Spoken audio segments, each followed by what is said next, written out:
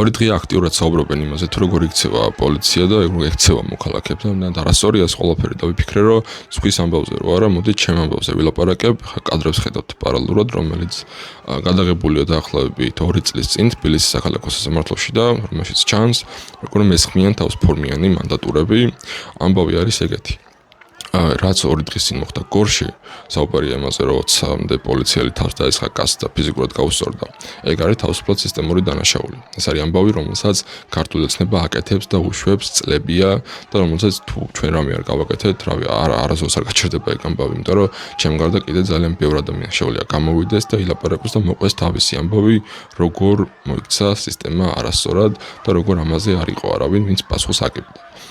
სადღაც აქ ჩანს კიდე კადრი, როგორ გავყავარ, რბილად რომ ვთქვათ, დერეფანში და კარები იხურება და იქ აღარ არის კამერები და რეალურად ეგ არის, რაც სისტემას ყველაფრის კადრების უფლებას აძლევს და გორშიც იგივე ამბავი იყო, ჰქონდათ იმის წარმოდგენა და იმედი, რომ იმ ყველაფერს ვერავინ და ვერაფერი ვერ გადაიღებდა, მაგრამ ჟურნალისტებმა გადაიღეს და გაჩვენეს რეალობა და მეორე ვიტყვი, რომ ამ ყველაფერთან შემოჩა ორი მაგარი ფოტო.